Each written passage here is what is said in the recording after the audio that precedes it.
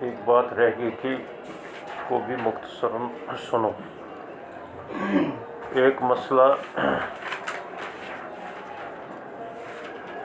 لا تقبل الصلاۃ بغیر طہور کے ضمن میں یہ چھڑا ہے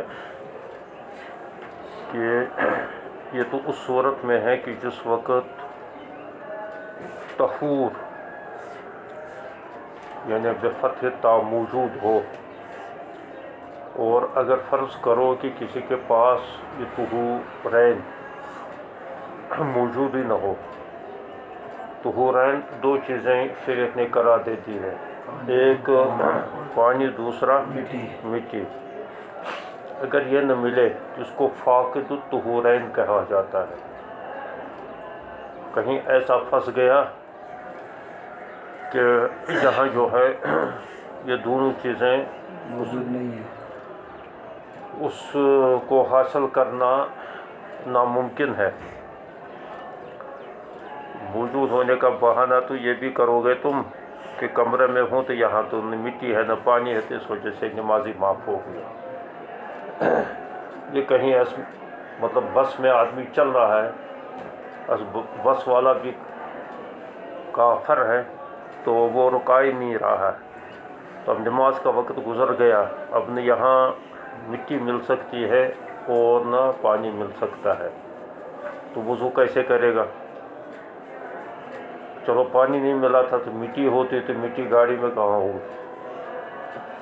تو اس وجہ سے اس قسم کی کچھ مثالیں ایسی ہو سکتی ہے، یا قید کر دیا ایسی جگہ پر جہاں بالکل ہی یہ دو چیزیں موجود نہیں ہیں، تو یہ فاقد الطہورین کہلاتا ہے۔ ایسا شخص کیا کرے گا؟ کیونکہ یہ مسئلہ منصوص نہیں ہے، کسی روایت کے اندر اس کی صراحت نہیں آئی ہے، اس وجہ سے یہ اجتہادی مسئلہ بن گیا، اور اجتہاداً اس میں تقریباً ہر امام کی رائے علیحدہ ہو گئی ہے۔ امام ابو حنیفہ رحمۃ اللہ علیہ کا قول یہ ہے لا یصلی و یقضی، کہ وہ نماز نہیں پڑھے گا، البتہ قضا کرے گا، وہ یہ فرماتے ہیں۔ اور اس کے علاوہ جو ہے امام احمد رحمۃ اللہ علیہ یہ فرماتے ہیں کہ یصلی ولا یقضی، وہ ایسی ہی نماز پڑھ لے گا، اور ولا یقضی، اور قضا نہیں کر لے گا۔ امام ابو حنیفہ رحمۃ اللہ علیہ کی دلیل یہ ہے کہ یہ ایک چیز سے تو معذور ہو گیا، یعنی طہورین سے تو معذور سمجھا جائے گا، البتہ قضا سے تو معذور نہیں۔ قضا نماز ہو جائے گی، چاہے کوئی عذراً کر لے، چاہے کوئی عمدن کر لے، دونوں صورتوں کے اندر اس کو قضا تو بہرحال کرنی ہے۔ اس وجہ سے لا یصلی تو عذراً تو ہوگا، لیکن وہ یقضی قضا کر لے گا، اس میں کیا پریشانی ہے؟ لیکن امام احمد رحمۃ اللہ علیہ یہ فرماتے ہیں یصلی ولا یقضی، کہتے ہیں کہ جب یہ جو اس کے لیے نماز کے لیے شرط تھی، یعنی وضو یا تیمم، تو جب یہ ہے ہی نہیں اس کے پاس تو یہ معذور ہو گیا، اور معذور کے لیے اسی عذر کی حالت میں نماز پڑھنا جائز ہے۔ یہ ان کا، میں نے کہا تھا نا، اجتہادی مسئلہ ہے، اس وجہ سے ان کی رائے اس طرف گئی ہے۔ امام مالک رحمۃ اللہ علیہ فرماتے لا یصلی ولا یقضی، تمہارے لیے تو زیادہ یہی مسلک بہتر ہے، کہتے ہو ہم اسی کو جو ہے اختیار کرتے ہیں، نہ جو ہے نماز پڑھ لے گا اور نہ قضا کر لے گا۔ تو وہ یہ فرماتے ہیں کہ یہ تو معذور ہو گیا ہے، اور معذور ایسا ہو گیا ہے کہ یہ غیر مکلف بن گیا ہے۔ پہلے تو مکلف تھا، اس معنی کر کے کہ جو شرط صلاۃ ہے طہور کا ہونا جو شرط صلاۃ ہے، تو وہ پایا ہی نہیں گیا، اور بغیر طہور کی نماز قبول نہیں ہوتی ہے، اس کا کوئی اعتبار ہی نہیں ہے، تو لہٰذا وہ نماز ہی نہیں پڑھ لے گا، اس پر جو ہے واجب ہی نہیں ہوئی ہے۔ امر تو متوجہ ہوتا ہے مکلف کو پر، اور یہ مکلف ہی نہیں رہا، تو اس قسم بہرحال وہ اجتہاد دلائل اس قسم کے مزید دلائل بھی دیتے ہیں۔ تو یہ امام مالک رحمۃ اللہ کا مسلک ہے۔ امام شافعی رحمۃ اللہ علیہ فرماتے ہیں یصلی و یقضی، وہ نماز بھی پڑھ لے گا اور قضا بھی کر لے گا، نماز عذر کی حالت میں بھی پڑھ لے گا اور بعد میں قضا بھی کر لے گا۔ تو وہ کہتے ہیں من وجہ تو یہ مکلف بھی ہے، تو عذر کی وجہ سے اس سے جو ہے طہور کا ہونا ساقط ہو گیا ہے، تو لہٰذا مکلف تو یہ ہے، لیکن اس کا تدارک بھی ضروری ہے، تو مکلف ہونے کے اعتبار سے تو یہ نماز بھی پڑھ لے گا، اور پھر جو ہے عذر جب زائل ہوگا تو اس وقت قضا بھی کر لے گا۔ یصلی و یقضی، سمجھ میں نہیں آیا؟ تو وہ دونوں کہتے ہیں۔ اس میں عام طور فتویٰ دیا جاتا ہے صاحبین کے قول پر۔ صاحبین یہ فرماتے ہیں لا یصلی بل یتشبہ بالمسلمین، وہ جو ہے نماز تو نہیں پڑھے گا، کیونکہ نماز کے لیے جو شرط ہے تو جب شرط ہی نہیں پائی گئی اور یہ شرط لازم ہے اس کے لیے، تو اس وجہ سے یہ نماز تو نہیں پڑھ لے گا، البتہ یہ تشبہ بالمسلمین کر لے گا۔ تشبہ بالمسلمین کا مطلب یہ ہے کہ کہیں کھڑا ہو جائے گا، پڑھے گا کچھ نہیں، تکبیر تحریمہ کی جو بس ہاتھ اٹھا لے گا، تکبیر تحریمہ نہیں کہے گا، البتہ ہاتھ اٹھا لے گا، اتحیات میں بیٹھے گا، پڑھے گا کچھ نہیں، کسی رکن کے اندر جو کچھ وظائف ہیں وہ نہیں پڑھے گا، نہ قرات کرے گا، بلکہ تشبہ بالمسلمین کر لے گا، اور بعد کے میں جو ہے اس کو قضا کر لے گا۔ یہ تقریباً امام ابو حنیفہ رحمۃ اللہ علیہ کے قول کے مطابق ہے، البتہ بس وہ یہ کہتے ہیں تشبہ بالمسلمین، وہ تشبہ بالمسلمین اپنی عادت کو برقرار رکھنے کے لیے ہے۔ یہ وہ مسئلہ تھا کہ اس کے پچھلے سبق کے سلسلے میں یہ ضمنی بحث رہ گئی تھی، تو اس وجہ سے اس کو میں نے بتا دیا۔ یہ باب ہے باب ما جاء فی فضل الطہور، یہ دعا کے ضمے کے ساتھ ہے، طہور یعنی مصدر کے معنی میں۔ کل میں نے جو فرق بتایا تھا، ایک ہوتا ہے طہور، ایک ہوتا ہے طہور۔ طہور تو مصدر ہے، اور طہور جو ہے یہ ما یطہر بہ، تو یعنی وہ پانی اور مٹی پر اس کا اطلاق ہوتا ہے۔ تو اس میں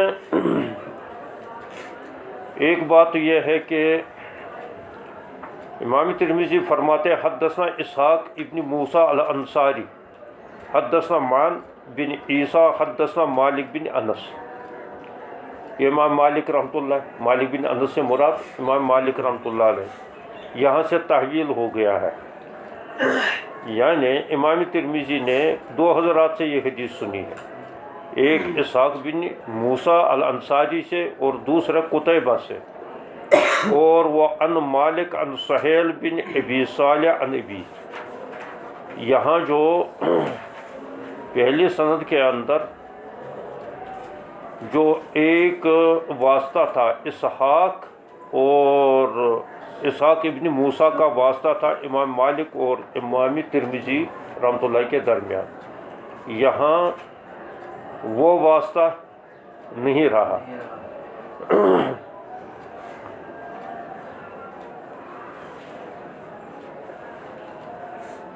نہیں معن کا واسطہ تھا۔ اسحاق بن موسیٰ الانصاری سے تو ڈائریکٹ امام ترمذی رحمۃ اللہ علیہ حدیث سنی، معن بن عیسیٰ کا جو ہے واسطہ تھا، اور یہاں جو ہے قتیبہ سے یہ اس تحویل میں قتیبہ سے یہ حدیث سنی ہے، اور یہ قتیبہ نے مالک سے سنی ہے، اور امام مالک رحمۃ اللہ نے سہیل بن ابی صالح سے سنی ہے، اور اپنے والد سے، اور انہوں نے حضور صلی اللہ علیہ وسلم سے۔ تو یہ تحویل تو مدار سند جو اس میں بن گیا ہے وہ دونوں صورتوں کے اندر مالک بن انس ہے، یہاں سے سند دو الگ الگ ہو جاتی ہے۔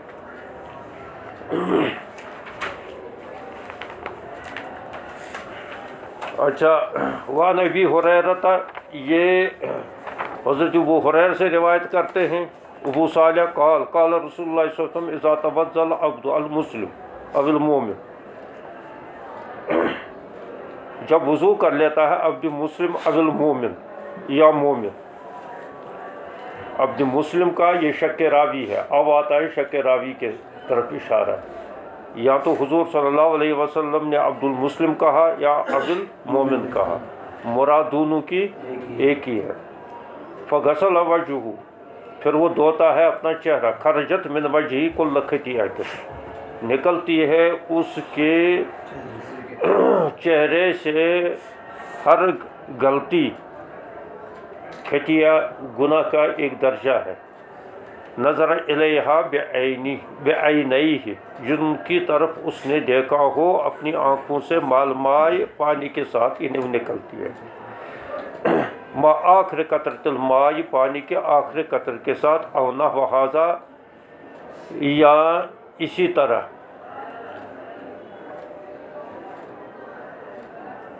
وَإِذَا غَسَلَ يَدَيْهِ خَرَجَتْ مِنْ يَدَيْهِ كُلُّ خَطِيئَةٍ، اور جب دھو لیتا ہے اپنے دونوں ہاتھوں کو تو نکلتی ہے اس کی خطائیں دونوں ہاتھوں سے، بطشتہا یداہ، جس کا ارتکاب کیا ہو، بطشت کا ترجمہ بس یہاں یہ ہاتھ کی صفت آتی ہے کہ بطش کے معنی آتے ہیں کہ جس میں ہاتھ کا استعمال ہوا ہو، تو اب یہ ترجمہ کریں گے جس کا ارتکاب انہوں نے ان کے ہاتھوں نے، ان کے دونوں ہاتھوں نے کیا ہو، مال مائی، پانی کے ساتھ، او ما آخر قطرۃ الماء، یا پانی کے آخر قطرے کے ساتھ، حتی یخرج نقیا من الذنوب، یہاں تک کہ وہ نکلتا ہے، یعنی وہ شخص ہو جاتا ہے صاف ستھرا، من الذنوب، گناہوں سے۔ یہ حدیث جو ہے یہاں مختصر آئی ہے، یہ حدیث دوسری کتابوں میں نسائی اور ابن ماجہ میں تفصیل سے یہ حدیث ہے، وہاں اس حدیث کے اندر منہ کا تذکرہ بھی آیا ہے، تو منہ سے مراد یعنی زبان سے اگر اس کی کوئی غلطی ہو گئی ہو تو وہ بھی کلی جب کر لیتا ہے تو کلی جو اس کے ساتھ وہ اس کی زبان کی غلطیاں نکل جاتی ہیں۔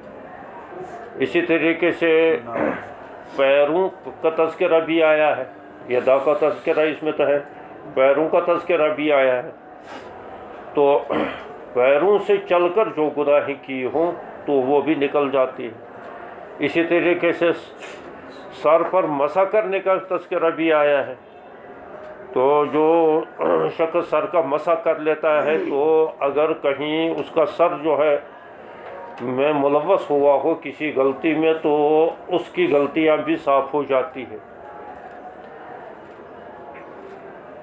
تو گویا کہ یہ تفصیلی روایت دوسری کتابوں میں ہے، اور جب پڑھو گے تو وہاں اس قسم کی دوسرے اضافات بھی اس میں آپ کو مل جائیں گے۔ اب دو باتیں ہیں اس میں سمجھنے کی، ایک بات تو یہ ہے کہ یہاں خطیہ کہا، اور خطیہ جو ہے یہ گناہوں کے درجوں میں سے ایک درجہ ہے، سب سے اوپر درجہ جو ہے معصیت ہے، سب سے گناہوں کے اوپر کے درجے میں معصیت ہے، اور معصیت کے مقابلے میں اطاعت آتی ہے، معصیت کے مقابلے میں اطاعت آتی ہے۔ تو اور دوسرا درجہ ہے اس کے بعد سیاح، معصیت سے نیچے درجہ ہے سیاح کا، اور سیاح کے مقابلے میں طاعت آتی ہے، سیاح کے مقابلے میں طاعت آتی ہے، اور اس سے نیچے درجہ، گویا کہ یہاں جو خطیہ فرمایا گیا یہ تیسرے درجے کا گناہ، اس سے نیچے درجے کا گناہ، یعنی کم درجے کا گناہ وہ خطیہ ہے۔ اس کے مقابلے میں ثواب آتا ہے، ثواب کے معنی درستگی، خطیہ کے معنی غلطی، یعنی ہلکے گناہ ہے یہ۔ اسی وجہ سے جو تعویل کر لیتے ہیں اس قسم کے احادیث میں، تو وہ کہتے ہیں کہ گناہ صغیرہ تو اس سے معاف ہوتے ہیں، کبیرہ معاف نہیں ہوتے ہیں۔ کبیرہ کے لیے تو لازم ہے کہ آدمی توبہ کر لے، قولی بھی ہو فعلی بھی ہو، زبان سے بھی جو ہے اپنی ندامت کا اظہار کر لے، بلکہ اگر اعلان گناہ کیا ہو تو اعلاناً جو ہے زبان سے اس سے برات کا اظہار، آئندہ توبہ کرنے کا اظہار کر لے، اور اگر چھپ کر کیا ہے تو زبان سے بھی اللہ تبارک و تعالیٰ سے توبہ استغفار بھی پڑھ لے، اور عملی طور بھی یہ ہے کہ فوراً اس گناہ سے علیحدہ ہو جائے جو اس کے شرائط میں سے ہے۔ یہ تین شرطیں امام نووی نے لکھی ہے کہ گناہ کی توبہ کے قبول ہونے کے لیے تین شرطیں ہیں۔ ایک تو دل سے ندامت ہو جانا، دل میں آدمی نادم ہو جائے۔ دوسری شرط یہ ہے کہ فوراً جو ہے وہ اس گناہ سے علیحدہ ہو جائے اسی وقت، اور تیسری شرط یہ ہے کہ آئندہ دوبارہ اس کا ارتکاب نہ کر لے۔ اور بلکہ ایک چوتھی شرط بھی لکھی ہے امام نووی نے کہ اگر وہ حقوق العباد کے متعلق کوئی گناہ ہو، کسی دوسرے کا حق دبایا ہو، تو اس کے لیے یہ بھی ضروری ہے کہ اس کا وہ حق بھی ادا کر لے یا اس سے معاف کروا لے۔ مثلا حقوق العباد میں تو والدین کی نافرمانی بھی آتی ہے، تو وہ گناہ صرف استغفر اللہ پڑھنے سے یا دل میں ندامت ہونے سے معاف نہیں ہوگی جب تک نہ والدین سے معاف بھی کروا لے، کیونکہ اس کا تو معاوضے کا تو کوئی تصور نہیں ہو سکتا ہے۔ رہا یہ کہ اگر کسی نے کسی کا مال دبایا ہو، مال کھایا ہو، اس کا تدارک تو معاوضے سے ہو سکتا ہے، کھا لیا اور بعد میں احساس ہو گیا، توبہ کر لی، توبہ کرنے کے بعد اس کے لیے یہ لازم ہے چونکہ حقوق العباد میں سے، تو اس وجہ سے کہ اس کے مال کو بھی واپس کر لے، تو یہ توبہ کے شرائط میں سے ہے، تو یہ گناہ کبیرہ ہے۔ لیکن یہ اس کے علاوہ جو گناہ ہیں یہ تو معصیت چونکہ عام ہے، تو اس وجہ سے معصیت کے اندر یہ سارے گناہ آ جاتے ہیں۔ معصیت کے معنی ہوتے ہیں نافرمانی، یعنی اللہ اور اللہ کے رسول کی نافرمانی، اور دوسرے نمبر اور اس کے مقابل میں آتی ہے طاعت۔ طاعت کے معنی فرما برداری، یعنی اللہ اور اللہ کے رسول کے احکام کی فرما برداری، تو اس میں بھی درجے ہیں، یہ ہر گناہ کے اندر گناہ صغیرہ میں بھی درجے ہیں اور گناہ کبیرہ میں بھی درجے ہیں۔ تو معصیت شامل ہے کبیرہ کو بھی اور اکبر الکبائر کو بھی، اور اس سے نیچے درجے کے گناہوں کو بھی ہے معصیت، جس میں نافرمانی لازم آ جائے۔ تو دوسرا ہے سیاح۔ تو سیاح جو ہے برائی کو کہتے ہیں جو شرعاً برا ہو، چاہے وہ معاشرے کے اعتبار سے، ماحول کے اعتبار سے یا لوگوں کے اعتبار سے برا نہ ہو، لیکن شرعاً وہ برا ہو، تو یہ اس سے معصیت سے نیچے درجے کا ہے۔ اسی وجہ سے اس کے مقابلے میں حسنہ آتے ہیں، یعنی نیکی کرنا۔ تو نیکی کرے آدمی، یہ شریعت کا تقاضا ہے، اور برائیوں سے بچے، اس سے نیچے درجہ آتا ہے خطیہ، اور یہ ہے تیسرا درجہ۔ اور چوتھا درجہ ہے ذنوب۔ تو ذنوب کے معنی آتے ہیں عیوب کے، اصل اطلاق ہے اس کا، یہ اصل اطلاق ہے، ذنوب عیوب کے معنی میں آتے ہیں۔ تو اس کے مقابل میں کچھ نہیں ہے۔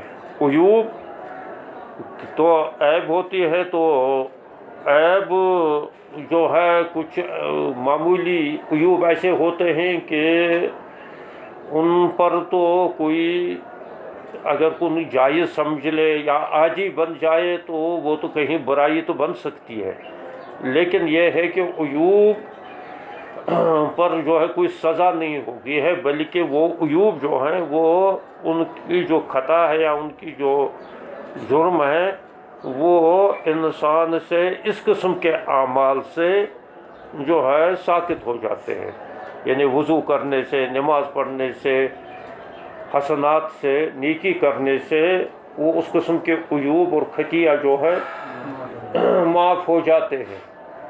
تو اس کے لیے توبہ بھی شرط نہیں ہے، توبہ کر لے، لیکن یہاں یہ خیال رکھ لینا کہ کبھی کبھی جو ہے نا معاصی، کہتے ہیں نا والمعاصی کلھا، تو کبھی کبھی معاصی کو اتنا عام کر دیا جاتا ہے کہ اس میں صغیرہ کبیرہ دونوں گناہ آتے ہیں۔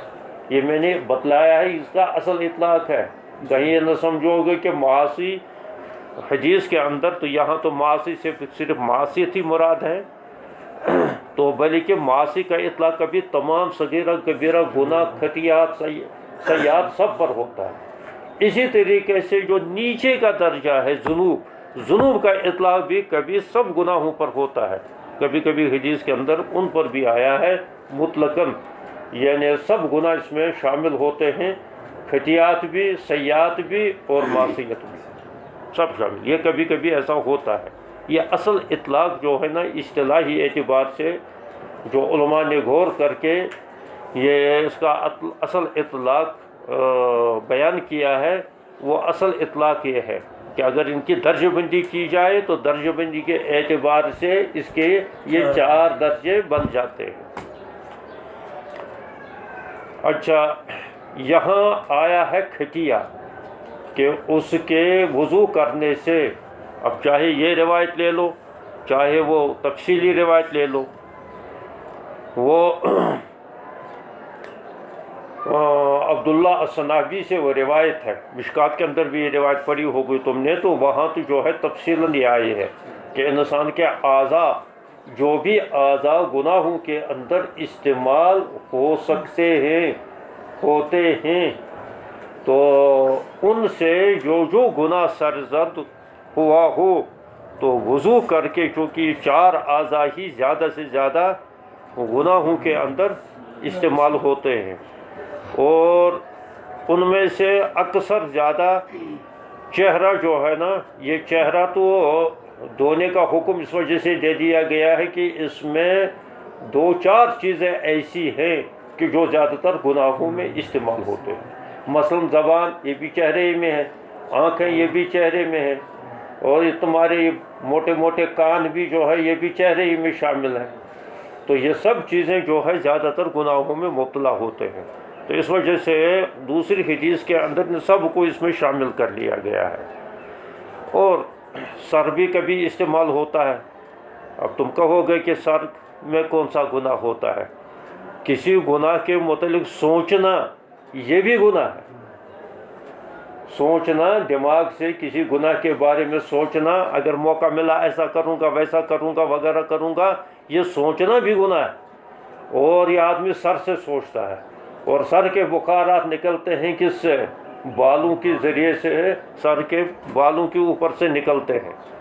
سر کے اندر اگر کوئی سوزش ہو، سر کے اندر اگر کچھ بخارات ہوں تو وہ ان مسامات سے نکلتے ہیں جو بالوں کے نیچے مسامات ہوتے ہیں، تو اس وجہ سے اس گناہ سے ان بالوں کا تلوث بھی ہو جاتا ہے، تو جب مسح کر لیتا ہے تو مسح کرنے سے وہ جو گناہوں کی وجہ سے تلوث ہوا ہے وہ بھی جو ہے صاف ہو جاتا ہے، اس طرح سمجھ لینا۔ تو یہاں لیکن یہ بتایا گیا خطیہ، وضو سے جو ہے خطیہ نکلتے ہیں، ان وضو کرنے سے جو وضو کے اندر جو اعضاء دھل جاتے ہیں، دھوئے جاتے ہیں، تو اگر وہ کہیں جس گناہ کے اندر وہ استعمال ہوئے ہوں تو لیکن وہ خطیات ہوں، اگر سیئات ہوں یا معصیت ہوں، تو چونکہ خطیہ بتایا گیا، علامہ کشمیری نے اس کا قاعدہ ایک بیان کیا، انہوں نے فرمایا کہ اگر حدیث کے اندر ان 4 درجات میں سے کسی درجے کی تصریح کی گئی ہے. مثلا جیسے اس حدیث کے اندر یہ فرمایا گیا کل خطیئۃ، تو خطیہ کی تصریح آ گئی ہے کہ خطیہ اس کے معاف ہو جاتے ہیں. اس کے نیچے کے گناہ تو خود بخود معاف ہو جائیں گے، اس سے نیچے درجے کے، لیکن اوپر کے درجے کے معاف نہیں ہوتے. اسی وجہ سے فرمایا گیا قرآن پاک کے اندر ان الحسنات یذہبن السیئات، کہ حسنات کے ذریعے سے سیئات جو ہے معاف ہو جاتے ہیں. تو چونکہ سیئات جو ہے، سیئہ جو ہے یہ خطیہ سے اوپر کا درجہ ہے، وہاں یہ فرمایا گیا ہے کہ وہاں جو ہے سیئات کے زوال کا ذریعہ حسنات ہے، سیئات کے معاف ہونے کا ذریعہ کیا ہے؟ حسنات ہے. تو وہاں یہ اب ہوگا کہ وہاں حسنات جو کر لے گا اس کے سیئات بھی ہو جائیں گے معاف، اور سیئات کے نیچے کیا ہے؟ خطیات بھی معاف ہو جائیں گے، اور خطیات سے نیچے کیا درجہ ہے؟ ذنوب، وہ بھی معاف ہو جائیں گے، کیونکہ وہاں تصریح آئی ہے سیئات کی، ان الحسنات یذہبن السیئات. حسنات جو ہے وہ سیئات کو واقع، تو لہذا سیئات سے نہیں. یہاں تو خطیات کی تصریح آ گئی ہے، تو خطیات سے نیچے ہو جو ہے معاف ہوں گے، خطیہ سے اوپر. خطیہ سے تو نیچے تو ایک ہی درجہ ہے، وہ ہے ذنوب کا، لہذا ذنوب تو معاف ہوں گے، ذنوب معاف ہوں گے، البتہ جو ہے سیئات معاف نہیں ہوں گے. تو معصیت کا تو سوال ہی نہیں. جب سیئات معاف نہیں ہوں گے تو معصیت کیسے جو ہے معاف ہوں گے.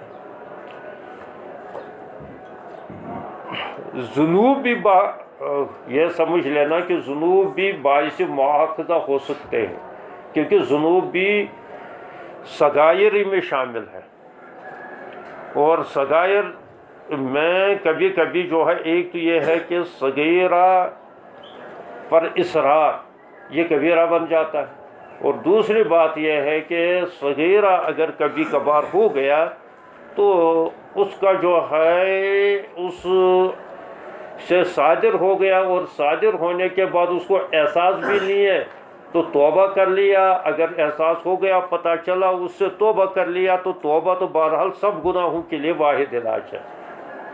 توبہ سب گناہوں کے، چاہے وہ معاصی ہو، چاہے اس کا آخری درجہ جو ہے ذنوب ہو، سب گناہ توبہ تو سب سے بہترین علاج ہے گناہوں کے ازالے کا. لیکن رہا سوال کہ ذنوب یہ سب سے نیچے درجے کا گناہ ہے، یعنی اصغر الصغائر اس کو کہہ سکتے ہیں، لیکن یہ بھی کبھی صورت اختیار کر لیتا، کبھی خطیہ کی، کبھی سیئہ کی، اور کبھی معصیت کی. مثلا اگر کسی ذنوب پر، کسی چھوٹے گناہ پر جس کے مقابل میں تو کچھ آتا ہی نہیں ہے، لیکن پھر بھی اگر اس پر اصرار کیا، اصرار کرنے سے یہ کبیرہ بن جاتا ہے. تو کبیرہ ہونے کی وجہ سے جو ہے یہ اب معصیت میں شامل ہو گیا. یہ سمجھ لینا. علامہ کشمیری تو مطلقاً قاعدہ لکھ لیتے ہیں، لیکن تفصیل تو وہ جو ہے قارئین پر چھوڑ دیتے ہیں، تو اس وجہ سے میں نے اس کی یہ تفصیل بتائی دی تھی. یہ تو اس میں ضروری یاد رکھ لینا، یہ بات اس میں سمجھنے کی ایک بات. اور دوسری بات جو ہے اس میں یہ ہے کہ انسان کو تطہیر جو ہے نا، تطہیر یہ 2 قسم کی ہے. ایک تطہیر ابدان ہے، یہ بھی شرعاً مطلوب ہے. پاک صاف رہنا، پاک بھی رہنا، صاف بھی رہنا، یہ بھی شرعاً مطلوب ہے. ظاہری جسم پاک صاف ہو، کپڑے پاک صاف ہو، بیٹھنے کی جگہ پاک صاف ہو، اور کھانا پینا پاک صاف ہو، کھانے پینے کا برتن پاک صاف ہو. یہ انسان کا فطری تقاضا ہے. تو اس وجہ سے اس میں اس کا اہتمام مسلمان اور غیر مسلم بھی کر لیتے ہیں. یہ مطلوب شرعی بھی ہے. اسی کو فرمایا گیا ان اللہ نظیف یحب النظافہ. ستھرائی جو ہے اللہ تبارک و تعالیٰ پسند بھی کر لیتا ہے، کیونکہ خود اللہ تبارک و تعالیٰ کی ذات پاک جو ہے تمام عیوب اور تمام ناپسندیدہ چیزوں سے جو ہے وہ پاک ہے. اور جو پاک ہوگا تو وہ پاکیزگی ہی کو پسند کر لے گا. تو یہ ہے ظاہری. لیکن شریعت کے اندر صرف ظاہری پاکی ہی مطلوب نہیں ہے، بلکہ باطنی پاکی ہی مطلوب ہے. اب یہی بات کہ اس میں مسلم اور غیر مسلم کا فرق ہو جاتا ہے. بعض چیزیں ایسی ہے کہ جن کا مسلمان کو تو یہ کہا گیا ہے بظاہر اس سے کوئی ظاہری ناپاکی نہیں ہوتی ہے، لیکن باطنی خباثت اس سے پیدا ہو جاتی ہے. شراب پی لیتا ہے آدمی تو اس سے بظاہر کوئی وہ گندی بات عام لوگ نہیں سمجھتے ہیں، کفار نہیں سمجھتے، غیر مسلم نہیں سمجھتے. اسی وجہ سے وہ گٹا گٹ پیتے ہیں اپنے مجلسوں کے اندر، خاطر تواضع بھی جو ہے اس سے کر لیتے ہیں. یا یہ ہے کہ مطلب جھٹکا ہو یا مردار ہو تو اگر اس کو وہ برا نہیں سمجھتے ہیں. یا دوسرے جانور چینیوں کے طرح وہ کیڑے مکوڑوں کو بھی جو ہے کھاتے ہیں. تو یہ چیزیں جو ہے ان کے یہاں کوئی ناپسندیدہ شے نہیں ہے. بظاہر وہ پاک صاف ستھرے بہت زبردست رہتے ہیں، بلکہ ہم سے زیادہ ٹپ ٹاپ رہتے ہیں، لیکن جو ہے اس قسم کی چیزوں کو استعمال کرنے میں وہ کوئی قباحت محسوس نہیں کر لیتے. اچھا، اس کے برخلاف شریعت نے جن چیزوں کو حرام قرار دے دیا ہے، جن چیزوں کو ناپسند قرار دے دیا ہے، جن چیزوں کو ناجائز قرار دے دیا ہے، اس کا بنیادی مقصد کیا ہے کہ ان چیزوں سے انسان کے اندر باطنی خباثت پیدا ہو جاتی ہے. اور جتنا ظاہری طور پاکیزہ رہنا، صاف ستھرا رہنا ضروری ہے، اس سے 100 گنا درجہ 100 گنا جو ہے باطنی اپنے باطن کو پاک صاف رکھنا لازمی ہے. کیونکہ اگر باطن کے اندر فساد پیدا ہوا، دیکھو ظاہری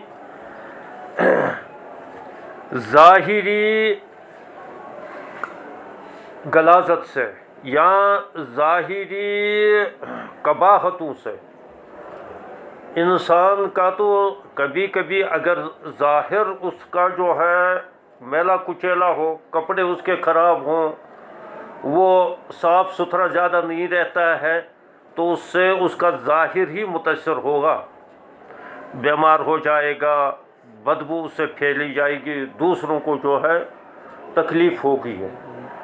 اور ممکن ہے کہ چونکہ وہ ظاہر ہے تو اس وجہ سے وہ دوسروں سے شرم کھا کر یا دوسرے اس کو تنبیہ کر کے جو ہے اس کو مجبور کریں گے کہ تم ظاہری طور پاک صاف رہو. لیکن باطنی خباثتیں جو پیدا ہوتی ہے وہ ایسی خباثتیں پیدا ہوتی ہے کہ جس کی طرف جو ہے دوسروں کی نظر بھی نہیں ہوتی ہے اور وہ مہلک ہوتی ہے. جیسے بہت ساری ایسی چیزیں کہ جن کو شرعاً ممنوع قرار دے دیا گیا ہے اور بظاہر اس کی کوئی ممنوع ہونے کی کوئی وجہ نہیں لگتی ہے، کوئی معقول وجہ نہیں ہے، لیکن شریعت نے ان کو ممنوع قرار دے دیا ہے. کیونکہ اس سے جو ہے مثال کے طور شراب ظاہراً اس کی کوئی قباحت محسوس نہیں ہوتی ہے، لیکن باطنی قباحت یہ ہے کہ انسان کی عقل ماری جاتی ہے، اور جس کی عقل ماری گئی ہے، جس کی عقل جو ہے بگڑ گئی ہے، تو وہ پتہ نہیں کیا کیا کس قسم کی خباثتیں کر لے گا، اور وہ کتنوں کو بگاڑے گا، اور کیا اول پول بکے گا، اور کیسی حرکتیں کرے گا، اور نتیجہ نکلے گا کہ فساد فی الارض قائم ہو جائے گا. اس کو بھی چھوڑیے، اس کے علاوہ جو گناہ ہے جو انسان تنہائی میں کر لیتا ہے، دوسرے پر اس کا کوئی اثر نہیں رہتا ہے. مثال کے طور آدمی نماز نہیں پڑھ لیتا ہے، تو نماز نہ پڑھنے سے دوسرے پر کیا اثر پڑ جائے گا؟ دوسرے پر تو کوئی اثر نہیں پڑے گا. دوسرا کہے گا چلو یہ نماز نہیں پڑھ لیتا، میں نماز پڑھ لیتا ہوں، تو اس کے نماز نہ پڑھنے سے تو میرے پر کوئی اثر نہیں پڑے. لیکن اس سے باطنی خباثت پیدا ہو جاتی ہے، حسد پیدا ہو جاتا ہے، بغض پیدا ہو جاتا ہے، کینہ پیدا ہو جاتا ہے، عداوت پیدا ہو جاتی ہے، جو پورے معاشرے کے لیے ناسور بن جاتا ہے، پورے معاشرے کے لیے نقصان دہ بن جاتا ہے. اور حسد، بغض اور کینہ یہ ایسی اندرونی بیماریاں ہیں، باطنی بیماریاں ہیں، روحانی بیماریاں ہیں کہ جن کا کوئی ظاہری علاج ہے ہی نہیں. کوئی دوائی ابھی تک اس کے لیے ایجاد نہیں ہوئی ہے. کوئی ڈاکٹر اس کے نہیں نکلے ہیں کہ میں تمہارے حسد کا علاج کروں گا، میں تمہارے کینے کا علاج کروں گا، میں تمہارے بغض کا علاج کرتا ہوں. ایسا کوئی ڈاکٹر آج تک بنا ہے؟ تو یہ ہے وہ باطنی خباثت. تو چونکہ اگر کوئی شخص نماز نہیں پڑھ لیتا تو اس کا باطن جو ہے خبیث ہوگا. اس خباثت جو باطنی خباثت ہوگی وہ اسی تک محدود نہیں رہی کہ وہ پہلے اس کے گھر میں پھیلے گی وہ باطنی خباثت، اور گھر میں پھیلنے کے ساتھ ساتھ پھر معاشرے کے اندر پھیلے گی، کیونکہ گھروں سے ہی محلے بن جاتے ہیں، محلوں سے ہی شہر وجود میں آ جاتے ہیں. اور جب ایک جز میں، بدن کے ایک جز میں، معاشرے کی مثال بدن کی سی ہوتی ہے، تو بدن کے ایک جز میں اگر کہیں ناسور پیدا ہو گیا ہے تو وہ سارے جسم میں پھیل جاتا ہے. آیا سمجھ میں؟ تو اس وجہ سے گناہ بہرحال گناہ ہے. گناہ چاہے متعدی ہو یا غیر متعدی ہو، یعنی گناہ کا اثر، کچھ گناہ تو ایسے ہیں کہ جن کا جو ہے، مثلا کسی کا جو ہے اس نے مال دبا لیا، حرام مال کھا لیا، اب اس کا اثر دوسرے پر بھی ہے، اس بیچارے کا نقصان ہو گیا جس کا دبا لیا. یہ ظالم بن گیا اور وہ مظلوم بن گیا، وہ کل شور مچائے گا اور 10 اس کے تعاون میں کھڑے ہو جائیں گے، ایک فساد وہ پیدا ہو جائے گا. تو ظاہری اثر اس کا ہے. لیکن کچھ عبادات، اطاعات جو ہیں اس قسم کے ہیں کہ ان کا کوئی ظاہری اثر نہیں ہے، البتہ باطنی اثر ہے. اور جب باطنی اس کا اثر ہے تو یہ باطنی اثر ایک قسم کا ناسور ہے، اور یہ ناسور بن کر جب پھیل جاتا ہے تو یہ پورے معاشرے کو برباد کر لیتا ہے. تو اس وجہ سے اسلام نے ظاہری تطہیر بھی لازم کرا دے دی اور باطنی تطہیر بھی. ظاہری تطہیر کے لیے تو یہ چیزیں رکھی گئی ہیں، اور باطنی تطہیر کے لیے عبادات، دوسرے احکام شریعت رکھے گئے ہیں. اچھا، قال ابو عیسیٰ ھذا حدیث حسن صحیح، یہ حدیث حسن صحیح ہے. یہ کتاب العلل کے اندر میں نے بتا دیا تھا، امام ترمذی رحمۃ اللہ نے اس کی وضاحت کی تھی. اور چونکہ انہوں نے یہ کہا تھا کہ حدیث حسن صحیح، میں نے کہا ہے تو اس کا مطلب جو ہے وہ کچھ اور ہے. تو بہت سارے اس کے مطلب لکھے گئے ہیں، لیکن ایک مطلب میں نے وہاں صراحت سے یہ بتا دیا تھا کہ اس وقت کی اصطلاح حسن کی اصطلاح الگ اور صحیح کی اصطلاح الگ نہیں تھی. اس وجہ سے کچھ لوگ تو ایسی حدیث پر، اس قسم کی سندوں پر، جو اس قسم کی سندیں ہوتی تھی تو اس میں کبھی حسن کا اطلاق کرتے تھے، کبھی صحیح کا اطلاق کرتے تھے. تو امام ترمذی رحمۃ اللہ علیہ نے اس کا یہ بین طریقہ نکالا کہ اس کو حدیث حسن بھی کہا، صحیح بھی کہا.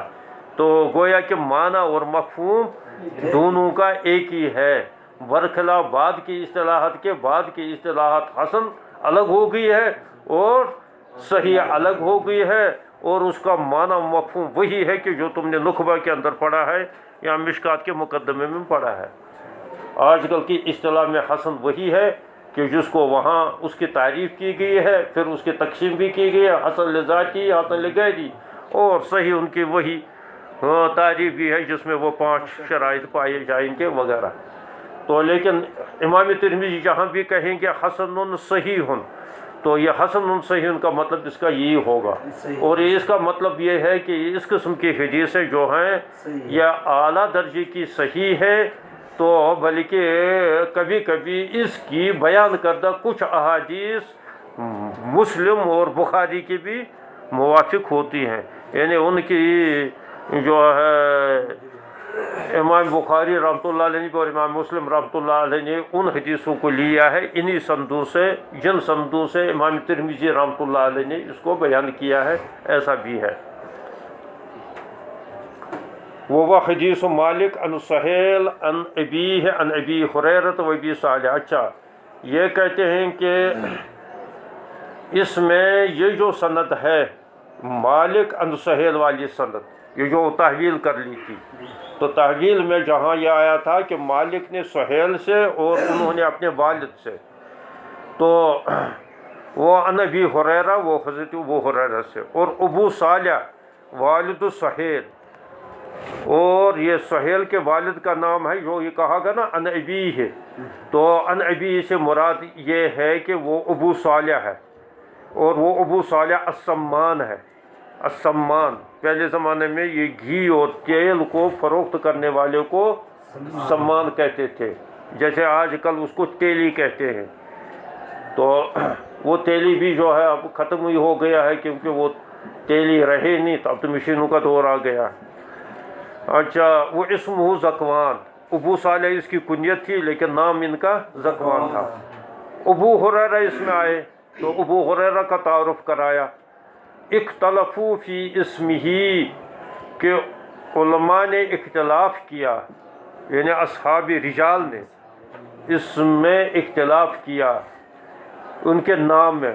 فقالوا، بعض نے کہا عبد الشمس، اور وقالوا عبداللہ بن عمر، بعض نے کہا اس کا نام ہے عبداللہ بن عمر. اور وہکذا قال محمد بن اسماعیل وہذا اصح. اس میں حضرت ابو ہریرہ کے اصلی نام کیا تھا؟ ابو ہریرہ تو اس کی کنیت ہو گئی تھی، وہ بلی پالنے کی وجہ سے، سنا بھی ہوگا. ہریرہ یہ تصغیر ہے ہرتن کی، تو اس وجہ سے وہ چھوٹی بلی ان کے ساتھ رہتی تھی، کبھی اس کو اس میں بازو میں بھی چھپاتے تھے اور نماز کو بھجاتے تھے اسی طریقے سے. تو حضور صلی اللہ علیہ وسلم نے اس پر یہ فرمایا تھا انت ابو ہریرہ، تو ان بلیوں کا باپ ہے یہ چھوٹی بلی کا پلو تم نے پال رکھا ہے، تو یہ کیا چکر ہے؟ تو خیر وہ خود اس پر فخر کرتے تھے، مجھے جو ہے حضور صلی اللہ علیہ وسلم ابو ہریرہ، تو بس اسی نام سے یہ مشہور ہو گئے. لیکن نام کے اندر، اس کے اصل نام کے اندر اتنا اختلاف ہے کہ لوگوں کو پتہ بھی نہیں چلا. اسی وجہ سے اختلاف ہوگا کہ اس کا اصل نام جو ہے پھر بھول گئے لوگ اور گم ہی ہو گئے. تو کم سے کم 30 اقوال ہے اس کے نام کے بارے میں کہ اس کا اصل نام کیا ہے. ایک نام یہ بھی آیا ہے عبد الرحمن بن سخر، یہ بھی ایک نام آیا ہے. 2 نام انہوں نے یہاں تذکرے کیے ہیں. ایک نام تو وہ عبد الشمس ہے، اور دوسرا نام جو ہے عبداللہ بن عمر. اور امام ترمذی رحمۃ اللہ علیہ یہ فرماتے ہیں کہ یہ امام بخاری کا قول ہے کہ وہ اس کو کہتے تھے کہ اس کا اصل نام ہے، ان کی تحقیق ہے کہ اس کا اصل نام یہی تھا عبداللہ بن عمر نہیں، عبداللہ بن عمر.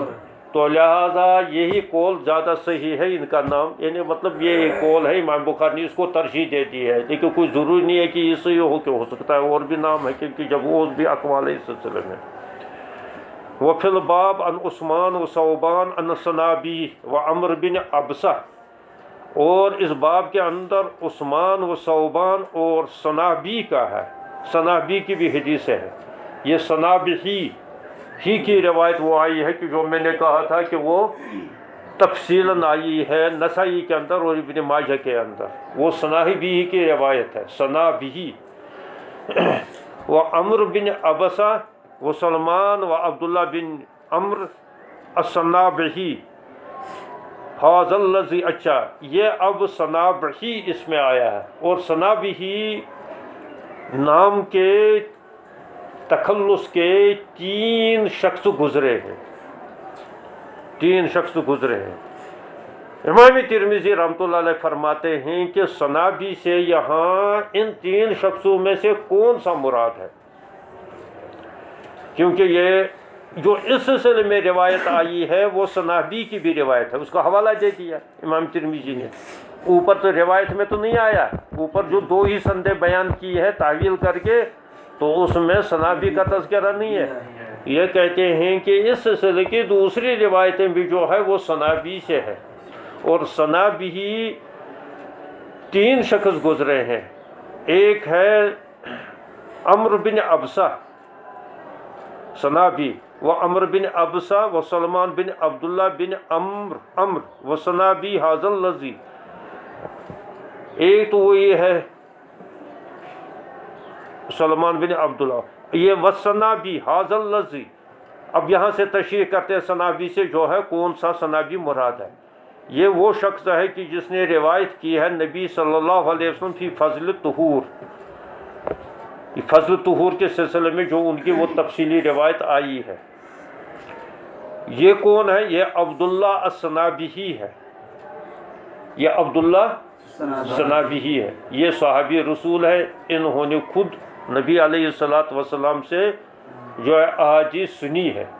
تو یہ ہے ان کا نام عبداللہ الصنابی. وصنابی الذی روا عن ابی بکر صدیق لیس له سماع من النبی صلی اللہ علیہ وسلم. ایک صنابی اور ہے، ان کا نام عبد الرحمن تھا، عبد الرحمن بن اسیلہ، اور کنیت ان کی تھی ابو عبداللہ. تو چونکہ ان کا نام جو صحابی رسول ہے تو ان کا نام تھا عبداللہ، اور وہ جو دوسرے صنابی تھے عبد الرحمن بن اسیلہ اس کی کنیت بھی ابو عبداللہ تھی. اس وجہ سے اشتباہ ہونے کا خطرہ تھا، کیونکہ کبھی کبھی جو ہے نا آدمی کا ذہن ابو عبداللہ اور عبداللہ کی طرف منتقل نہیں ہوتا ہے کہ وہ سمجھتا ہے شاید ہی وہی ہے، تو اس سے اشتباہ ہو جاتا ہے. تو امام ترمذی رحمۃ اللہ یہ فرماتے ہیں کہ صنابی وہ جس نے نبی علیہ الصلوۃ والسلام سے روایتیں سنی ہے، تو جو فضل طہور کے اندر بھی اس کی روایت ہے، تو اس کا نام ہے عمر بن ابسا، عمر بن ابسا. اور دوسرا جو ہے عبداللہ، یہ دوسرا راوی ہے صنابی کہ جس نے حضرت ابو بکر صدیق سے روایتیں کی ہے. یہ تابعی ہے، یہ صحابی نہیں ہے. یہ اصل میں چلے تھے تو حضور صلی اللہ علیہ وسلم کی ملاقات کے لیے، تو یہ راستے ہی میں تھے تو حضور صلی اللہ علیہ وسلم کا انتقال ہو چکا تھا. پھر یہ حضرت ابو بکر صدیق سے ملے، اور حضرت ابو بکر صدیق سے انہوں نے روایتیں کی ہے، احادیث سنی ہے، اور اسی طریقے سے دوسرے صحابیوں سے بھی، تو ان سے یہ نقل کرتے، تو ان کو بھی صنابی کہا جاتا ہے. اور اس کا نام ہے اصل عبد الرحمن بن اسیلہ، اور ان کی کنیت ابو عبداللہ ہے. تو رحل الی النبی صلی اللہ علیہ وسلم، اسی کو امام ترمذی فرماتے ہیں کہ اس نے سفر کیا تھا نبی علیہ الصلوۃ والسلام کی طرف. فقبض النبی صلی اللہ علیہ وسلم وهو فی الطریق، تو نبی علیہ الصلوۃ والسلام کا انتقال ہوا اس حال میں کہ وہ راستے ہی میں تھے.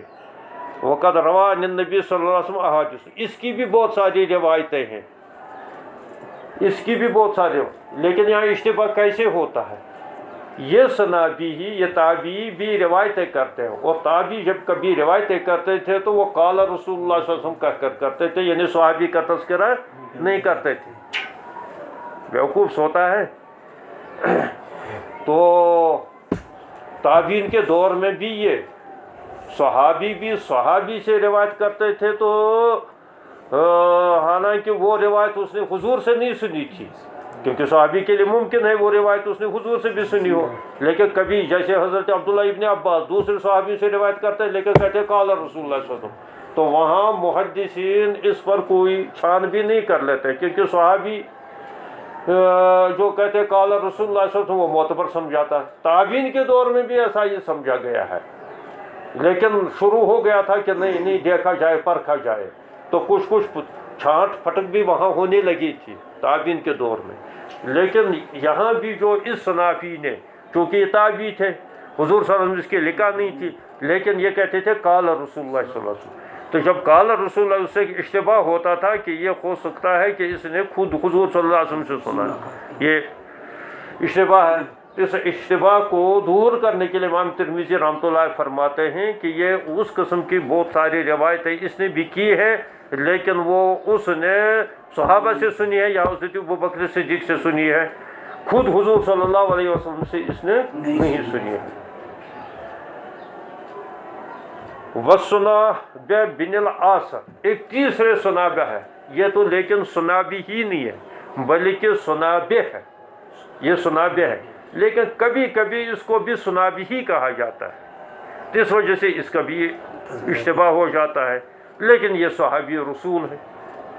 تو وہ سنابہ بن العاصر الاحمسی صاحب النبی صلی اللہ علیہ وسلم، یہ نبی علیہ السلام کے صحابی ہے، یقال له سنابی ایضا، اس کو بھی سنابی ہی کہا جاتا ہے۔ کبھی کبھی یعنی روات محدثین اس کو سنابی ہی کے نام سے یاد کر لیتے ہیں۔ وَإِنَّمَا حَدِيثُهُ قَالَ سَمِعْتُ النَّبِيَّ صلی اللہ علیہ وسلم يقول إِنِّي مُقَاتِلٌ بِكُمُ الْأُمَّةَ فَلَا تَقْتَتِلُنَّ بَعْدِي۔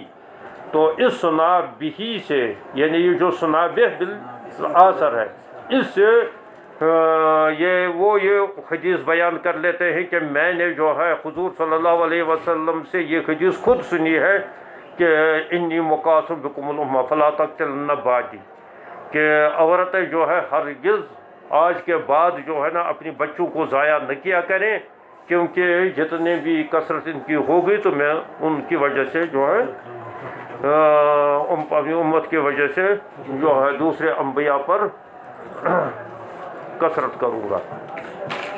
تو یہ امام ترمذی رحمۃ اللہ علیہ نے ان کی بھی وضاحت کی۔